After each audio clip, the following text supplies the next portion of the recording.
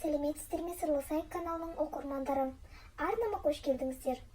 Өмірде болған оқиғаларды тыңдағыңыз келсе, каналыма тіркеліп, лайк басып, комментарий жазып, қазақша контенттің дамуына өз үлесіңізді қосыңыз.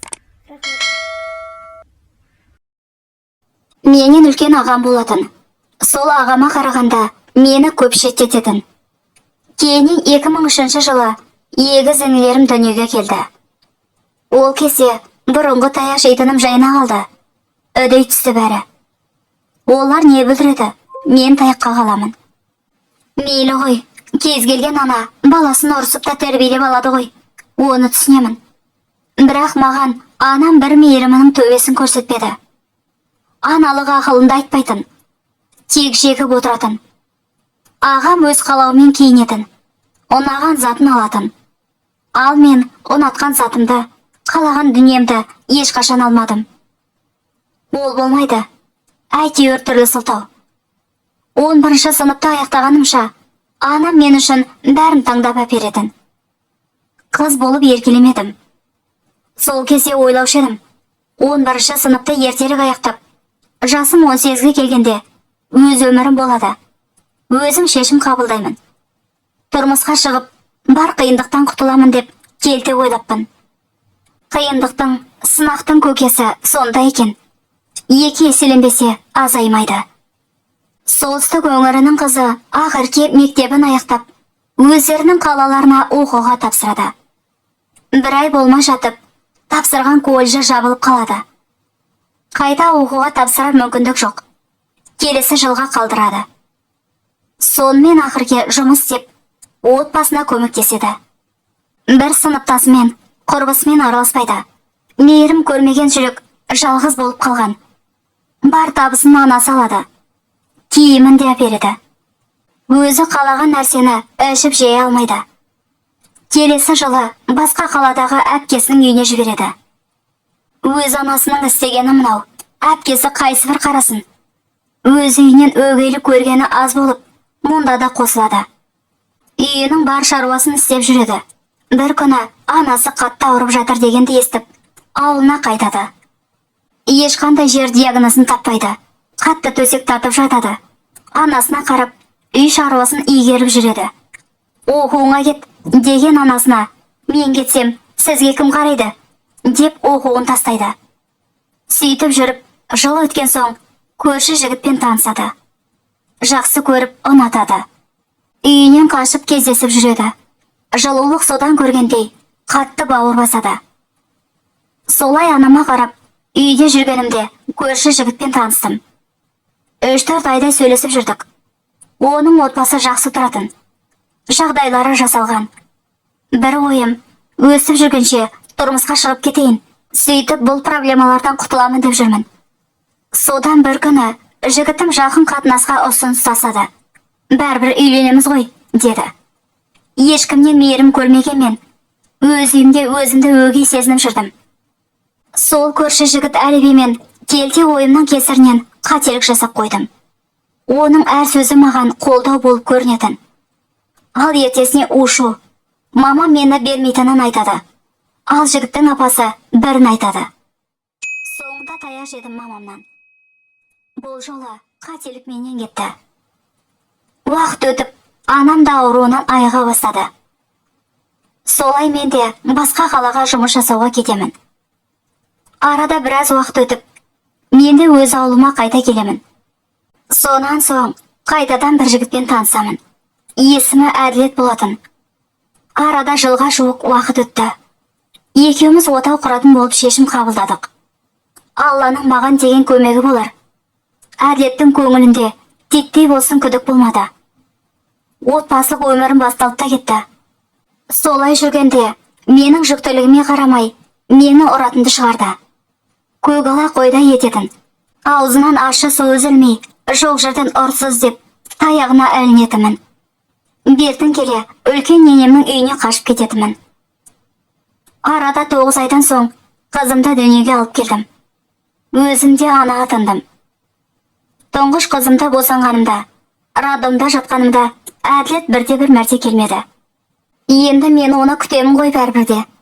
Солай қоңырау шалып, Жанымдағы келіншектерге жолдастарға сағат сайын қоңыраулатып, қайта-қайта келіп кетеді. Әділет, сен неге келмейсің? Мені қызыңды іздеп. Маған қыз керек емес, ол керек. Келме қой үйге, деп жалғыз ағам алып шықты радомнан. Үйіме әкеліп тастады ағам. Міне, солай арпалыспен тұңғышымды босанғаным бар. Енді міне, екіншіме аяғым ауыр. Қыз болса, маған керек емес, дейді. Алланың дегені болатынын түсінбеген адамға мен қалай ұқтырайын?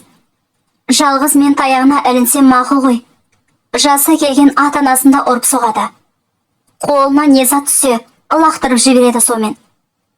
Күндер өз тізбегінен айнымай өте берді. УЗИ-ға түстім. Қыз бала деп берді. Оны естіген жолдасым Әділет ішуін өтетіп кетті. Мүмкін кінә менен болар деп өзімді де қарастырдым. Көріктімін. Тым қатты толықта емеспін. Үй шаруасын шамам жеткенше жасаймын. Білмеймін, неге бұлай қиындап кеткенін. Ай күнім жетіп, босандым. Алланың маған қарасқаны болар. УЗИ-де қыз деп берген сәбиім шекесі торсықтай ұл бала болды. Мені іздеп бір адам келмеді. Болмаса қоңырауды шалмады. Содан жолдасымның анасына қоңырау шалдым. Мама, мен босандым ғой. Иә, кім босандың? Артымнан неге келмей жатырсыздар? Ол босандым. Арғы жағында отырған Әділетке бәрін айтып жатыр, сүйінші деп. Ол болса, өтірік айтпасын. Біреумен алмастырып алған. Қыз деген оған, дейді. Ал жүрегім қарсы айрылды. Мен сонша жаман адаммын ба? Барлығы менде қиындап кетті. Неге? Деп көз жасымды көл еттім. Әдеттегідей ағам ғана шығарып алып, өз үйіме әкеліп тастады. Үйге келіп, баласының өзіне ұқсағанын байқағасын барып, ауыстырмапсың, деп содан кейін барып көдіп жүрді. Бірақ сонда да таяғым көбеймесе азаймады. Құдай өз кешірсін, ашынғаннан енді бала тумаймын дедім. Арада бір жыл өткенде үшінші бөбегімді, қызымды өмірге әкелдім.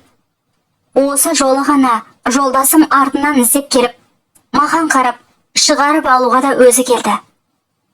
Ағам сенбей, мен барамын дегенінде, аға өзі бір келген екен, тағы да ренжіп жүрер, деп ағамды үйге қайтарып жібердім. Кішкентайым 6 айлық болғанда почтаға жұмысқа тұрдым. Өз анам, енемді сол почтада жұмыс жасайтын. Анамның осыған дейін мені тыныш қойғаны шамалы еді. Айлығымның жарты бөлігін өзі алып отырды. Сені мен тұрғызғамын, деп.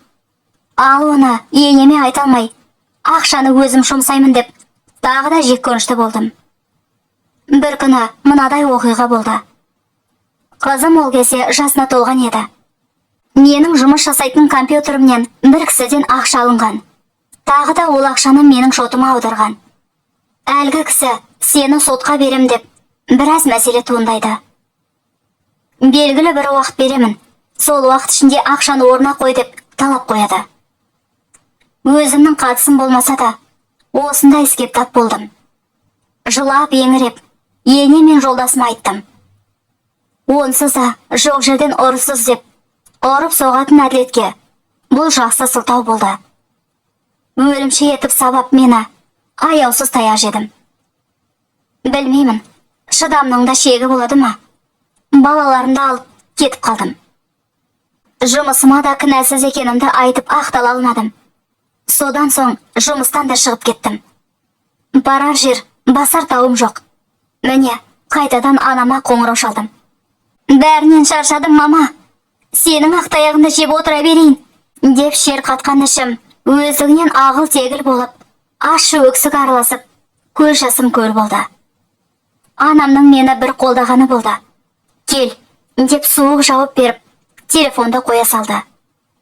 Балаларымды алып, күйеуім Әділетпен ажырастым.